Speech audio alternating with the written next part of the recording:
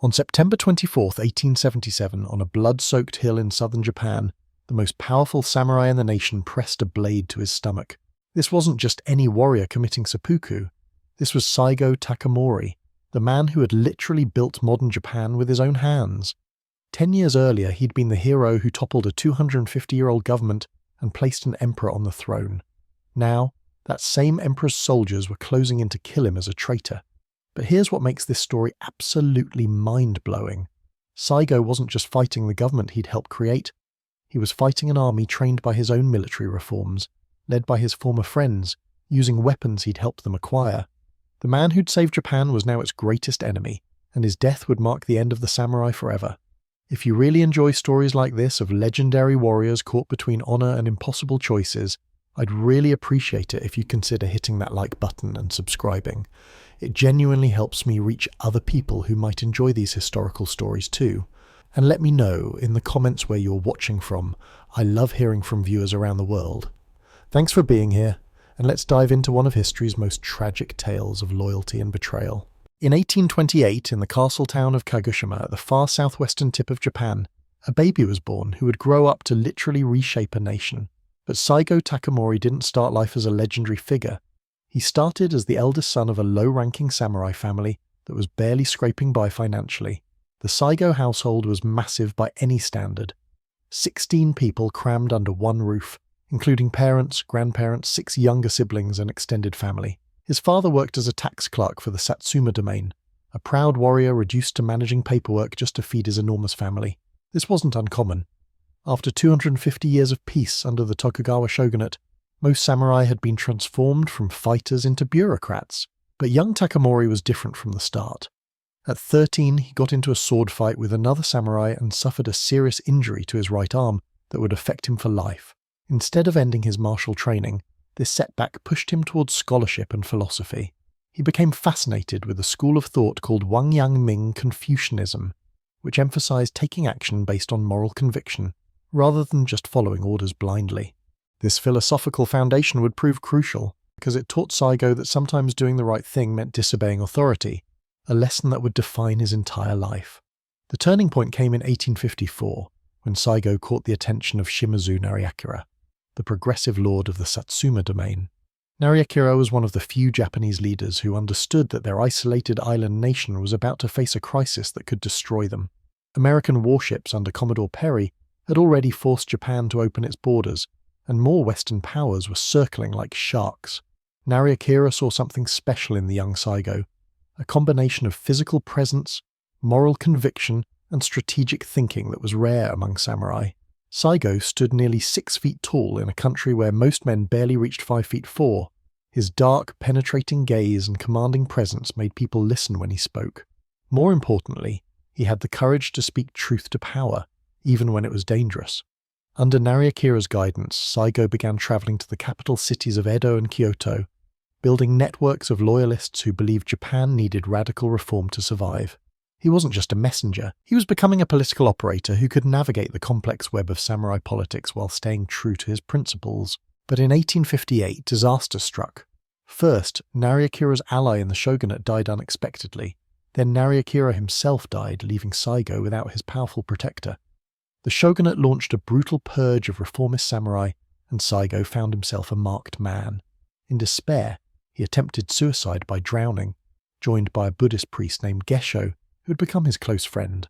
They tied themselves together and threw themselves into Kagoshima Bay on a winter night.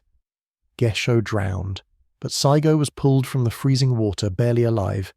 Some said it was fate, that heaven had saved him because his work wasn't finished. The failed suicide attempt marked the end of Saigo's first political life, but it also forged something harder inside him. He'd looked death in the face and survived. More importantly, he'd learned that sometimes the most principled choice is the most dangerous one. For the next 6 years, Saigo would disappear from the political stage, exiled twice to remote islands where he had time to think, study and prepare for what was coming. Because while he was gone, the crisis he and Nariakira had predicted was building toward an explosion that would shatter Japan's ancient order forever. The quiet tax clerk's son from a crowded household was about to become the architect of a revolution. But revolution requires more than just one man's conviction. It requires the perfect storm of circumstances, unlikely alliances, and the kind of political genius that can turn enemies into allies overnight. And in 1864, when Saigo returned from his second exile, that storm was about to break across Japan like nothing the samurai world had ever seen. When Saigo returned from exile in 1864, he walked into a Japan on the verge of complete collapse.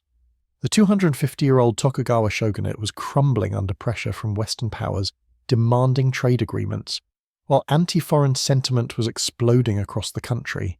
Samurai were literally killing foreigners in the streets, which only brought more foreign warships to Japanese harbours. But Saigo saw something others missed. This chaos was an opportunity to reshape Japan entirely.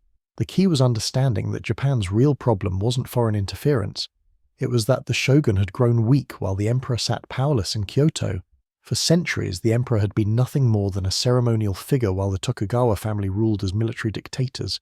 But now, as the shogunate stumbled, the idea of restoring imperial power was gaining momentum among samurai who were disgusted with their leader's weakness. Saigo became the military commander of Satsuma forces in Kyoto, and this is where his political genius truly emerged. Instead of just opposing the shogunate, he began orchestrating a complex chess game involving multiple domains, the imperial court, and even foreign powers. His first masterstroke came in 1866 when he secretly arranged an alliance between Satsuma and Choshu, two domains that had been bitter enemies for over 200 years. This required incredible diplomatic skill because these regions had literally been trying to destroy each other. The negotiation allegedly took place through an intermediary named Sakamoto Ryoma, a masterless samurai who could move between domains without triggering ancient rivalries. But here's what made this alliance revolutionary. It wasn't just about military cooperation. Saigo understood that defeating the shogunate would require both traditional samurai warfare and modern Western military techniques. While maintaining their samurai identity, both domains began secretly acquiring Western rifles, artillery, and military advisors. The brilliance of Saigo's strategy became clear during the Boshin War that erupted in 1868. When the shogun finally agreed to return power to the emperor, it should have been a peaceful transition. Instead, pro-shogunate forces decided to fight, believing they could crush the imperial loyalists quickly.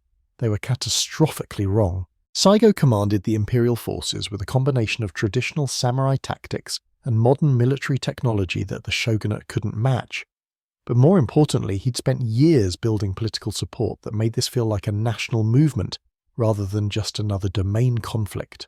Samurai across Japan began joining the imperial cause, not because they were forced to, but because Saigo had convinced them they were fighting for Japan's survival. The decisive moment came at the Battle of Toba Fushimi in January 1868. Saigo's forces were actually outnumbered by the shogunate army, but they had better weapons, better training, and something the other side lacked: absolute conviction that they were fighting for Japan's future. When the imperial forces raised the emperor's golden chrysanthemum banner on the battlefield, even shogunate soldiers began switching sides. The psychological impact was devastating. Japan's ancient symbol of imperial authority was back, and it was winning. Within months, the shogun's forces were in full retreat. The Tokugawa family, who had ruled Japan longer than America had even existed, surrendered without the massive bloodbath many had predicted. Saigo had managed to overthrow a government while keeping Japan from tearing itself apart completely. But here's where the story takes a fascinating turn. Success brought Saigo face to face with challenges he'd never anticipated. Winning a revolution is one thing. Actually governing a nation is something else entirely. The new Meiji government moved the capital from Kyoto to Edo, renaming it Tokyo, and began implementing reforms at breathtaking speed. They abolished the feudal domain system that had defined Japan for centuries. They stripped samurai of their exclusive right to carry swords. They created a modern conscript army where peasant soldiers could potentially outrank samurai officers. Saigo supported many of these changes because he understood they were necessary for Japan's survival in a world dominated by Western industrial powers. Each reform also meant destroying another piece of the samurai world he'd spent his life defending. The man who had saved Japan by preserving its traditional emperor was now helping to create a Japan that looked increasingly Western. The warrior who had fought to restore samurai honor was implementing policies that made samurai obsolete. And perhaps most troubling of all, Saigo was discovering that his fellow revolutionary leaders had very different ideas about what modern Japan should become. Because revolution, as Saigo was about to learn, create strange bedfellows. The alliance that had toppled the shogunate was already showing cracks, and the question of how far Japan should go in adopting Western ways was about to divide the very men who had fought together to create this new nation. The hero of the Restoration was about to become its most dangerous critic. By 1871, Saigo Takamori held more real power than perhaps any individual in Japanese history. He commanded the new Imperial Guard, Japan's first national army in nearly 1,000 years. He sat on the governing council that was reshaping the entire nation. The emperor himself trusted Saigo's judgment above almost anyone else's. But power, as Saigo was discovering, came with a price he hadn't anticipated. The problem wasn't that the Meiji reforms were failing. They were succeeding beyond anyone's wildest dreams. Japan was modernizing at a pace that stunned foreign observers. Railroads were being built, telegraphs installed, and Western-style schools established. The country that had been completely isolated just 20 years earlier was now sending delegations to study in Europe and America. And each success felt like a betrayal to the samurai who had made it all possible. The breaking point centered around a policy that sounds almost trivial today but struck at the heart of samurai identity: the right to carry swords. For over 1,000 years, only samurai could wear the paired swords called daisho. It wasn't just about weapons, it was about who they were as a class, as warriors, as the guardians of Japanese civilization. In 1876, the government banned sword carrying entirely, except for military and police personnel. Overnight, the most visible symbol of samurai status vanished from Japanese society. Former warriors who had sacrificed everything for the Restoration found themselves indistinguishable from the peasants they'd once ruled over. Saigo watched thousands of samurai families sink into poverty as their traditional stipends were replaced with government bonds that many couldn't even understand, let alone live on. These weren't just statistics. These were the men who had followed him into battle, who had believed his promises that the Restoration would honour their sacrifice. But the issue that finally shattered Saigo's relationship with the government wasn't domestic policy, it was Korea.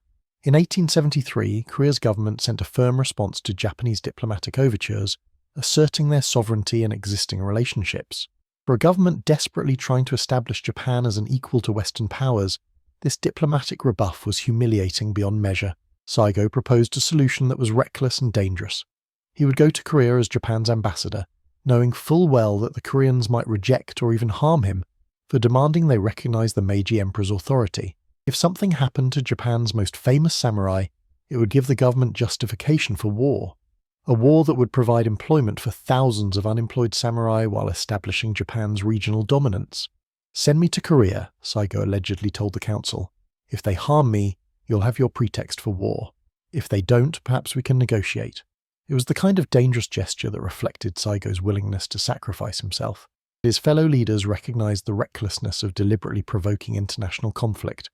They'd spent 2 years studying Western governments and had come back convinced that Japan needed to focus on internal development rather than aggressive foreign adventures.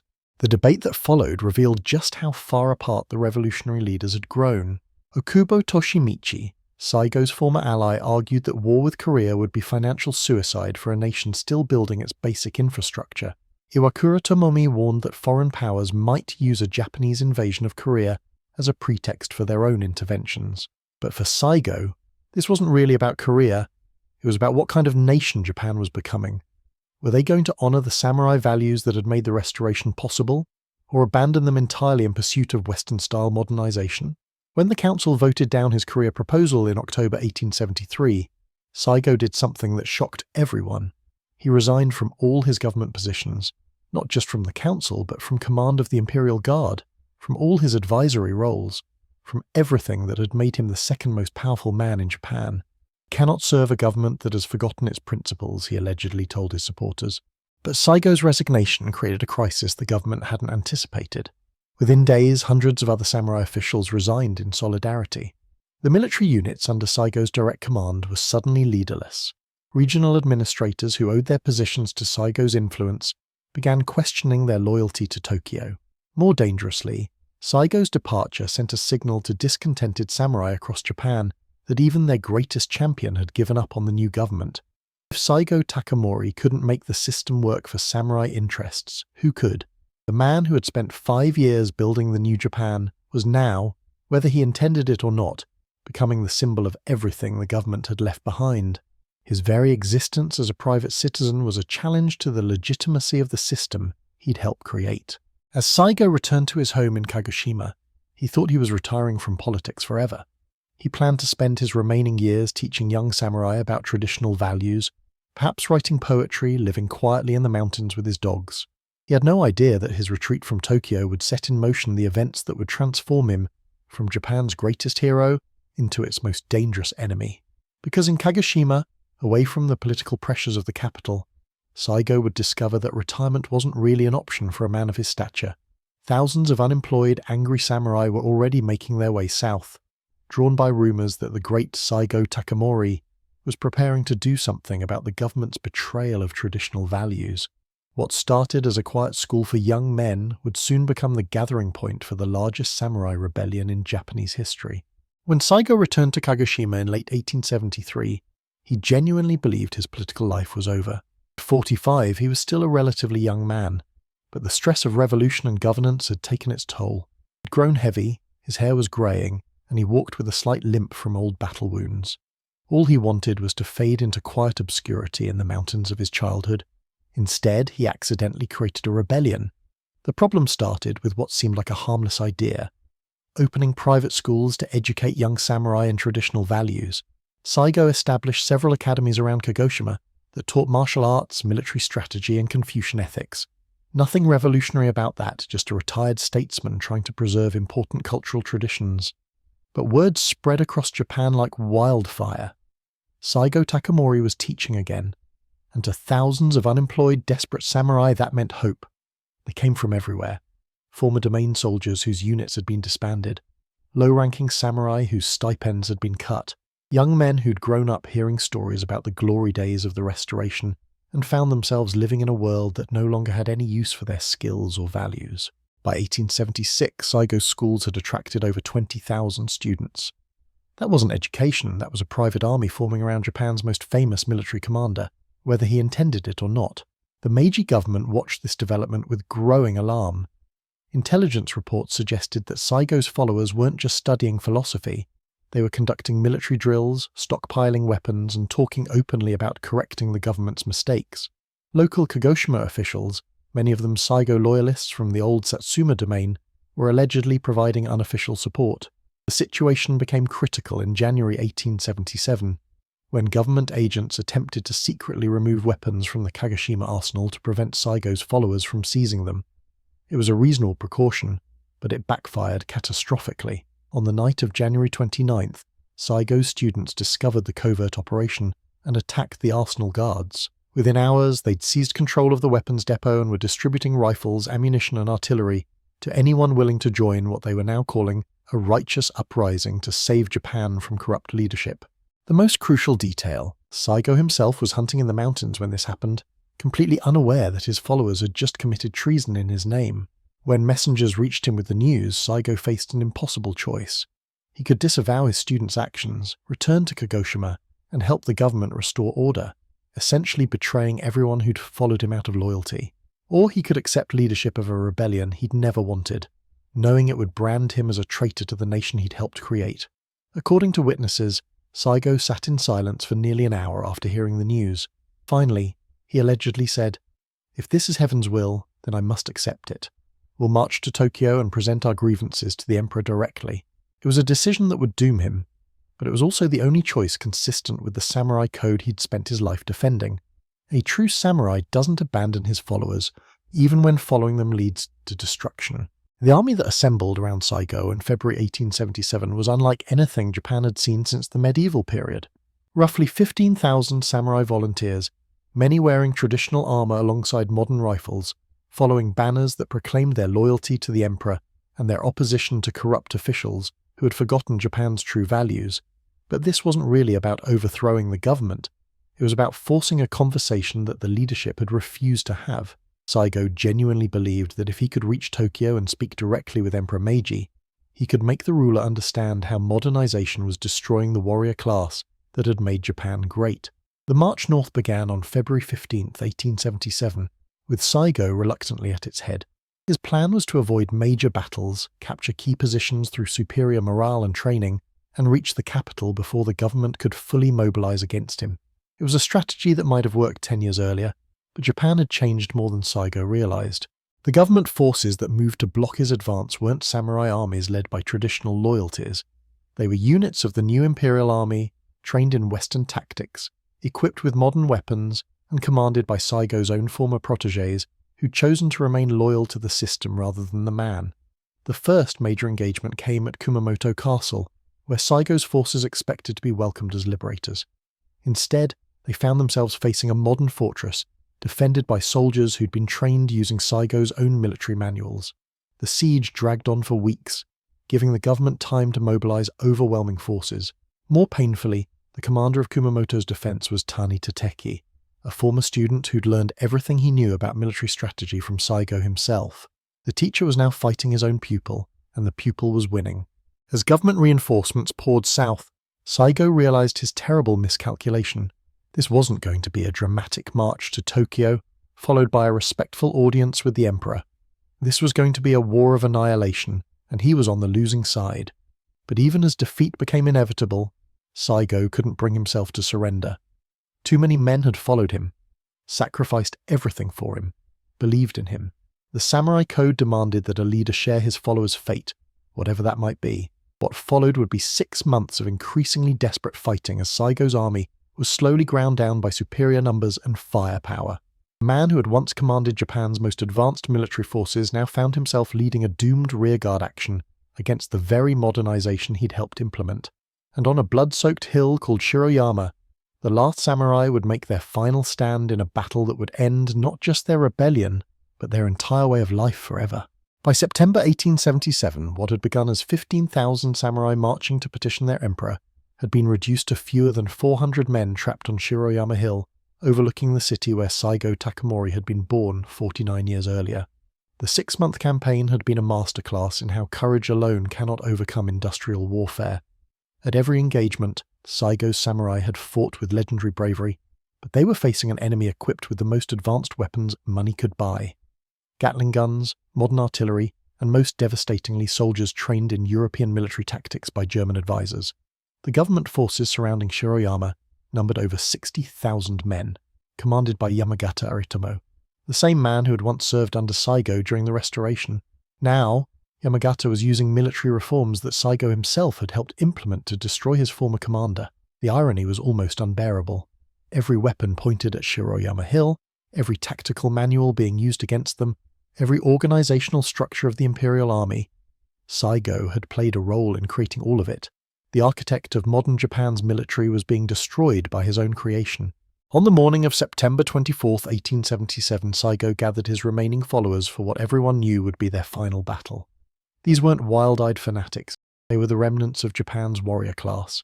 Men who had chosen death over dishonor, tradition over survival. Saigo himself was barely able to stand. A bullet wound in his hip from weeks earlier had become infected, and he needed help just to mount his horse. But according to witnesses, his eyes still held that penetrating gaze that had made him legendary among samurai for decades. "Gentlemen," he allegedly said to his men, "today we show Japan what it means to die with honor." The final charge began at dawn. Traditional accounts describe Saigo leading from the front despite his wounds, his samurai sword flashing in the morning sun as government bullets tore through their ranks. It lasted less than an hour. When the shooting stopped, Saigo Takamori was found mortally wounded near a small shrine on the hillside. The exact circumstances of his death remain controversial among historians. Some accounts claim he committed seppuku in the traditional manner, while others suggest he was simply shot and beheaded by a loyal follower to spare him capture. What isn't controversial is what happened next, and it reveals something profound about the man's enduring power. The government forces that had spent 6 months hunting Saigo as a traitor suddenly found themselves unsure what to do with his body. According to military protocol, he should have been treated as a defeated rebel. But this was Saigo Takamori, the hero of the Restoration, the man who had made their victory possible in the first place. Instead of desecrating his remains, government commanders ordered that Saigo be buried with full military honors. Enemy soldiers who had been trying to kill him hours earlier now bowed respectfully before his grave. The contradiction captured something essential about Japan's relationship with its greatest samurai. Even in death, even as a rebel, he commanded respect that transcended politics. But Saigo's real victory came in the years that followed his death, as Japan struggled with the consequences of its rapid modernization. The Industrial Revolution that the Meiji government had embraced brought tremendous power and prosperity, but it also brought social problems that traditional Japanese society had never faced. Factory workers lived in conditions that would have horrified samurai. The gap between rich and poor grew wider than anything seen during the feudal period. Traditional values like loyalty, honor, and community service seemed to be disappearing under the pressure of Western-style capitalism. As these problems became apparent, people began to remember Saigo not as a rebel, but as a man who had warned them about losing their souls in pursuit of material progress. In 1889, just 12 years after branding him a traitor, the Meiji government officially pardoned Saigo and restored all his honors. Emperor Meiji himself allegedly said that Saigo had been sincere in his devotion to the country, and that his rebellion had been motivated by genuine patriotism rather than personal ambition. A statue was erected in Tokyo's Ueno Park showing Saigo in simple hunting clothes with his beloved dog, not as a warrior or politician, but as a man who preferred nature to the complexities of modern life. It became one of Japan's most visited monuments, a pilgrimage site for people who felt overwhelmed by the pace of change in their rapidly modernizing society. The legend of Saigo Takamori grew larger in death than it had ever been in life. He became the symbol of everything Japan had sacrificed in its rush to join the modern world: honor over profit, loyalty over efficiency, tradition over innovation. Writers, artists, and eventually filmmakers would return to his story again and again, each generation finding new meaning in his tragic fate. More than 140 years later, Saigo's story still resonates because it captures a fundamental human dilemma. What do you do when progress demands that you abandon the values that made progress possible? How do you modernize without losing your soul? The man who built modern Japan by destroying feudalism, then died trying to preserve what was best about the old ways, had given his country something more valuable than any political or military victory. He'd given them a mirror in which they could examine their own choices about tradition and change. In the end, that may be the most fitting legacy for Japan's last great samurai, not as a perfect hero or a romantic failure, but as a reminder that some questions are more important than their answers, and some principles are worth defending even when defending them leads to destruction. Saigo Takamori had kept faith with his followers, his values, and his vision of what Japan could be, right up to his final breath on Shiroyama Hill. Whether that made him Japan's greatest patriot or its most tragic figure depends entirely on what you believe about the price of honor in a world that no longer seems to value it. But perhaps that's exactly the point. In a rapidly changing world, some things are worth preserving not because they're practical, but because they remind us who we are. And that's the story of Saigo Takamori, the samurai who built modern Japan and then died fighting it. Let me know in the comments what you think about his choice. Was he a hero standing up for timeless principles, or a man who couldn't adapt to necessary change? I'd love to hear your thoughts. If you enjoyed this story of honor, loyalty, and impossible choices, hit that subscribe button. Thanks for watching, and I'll see you in the next one.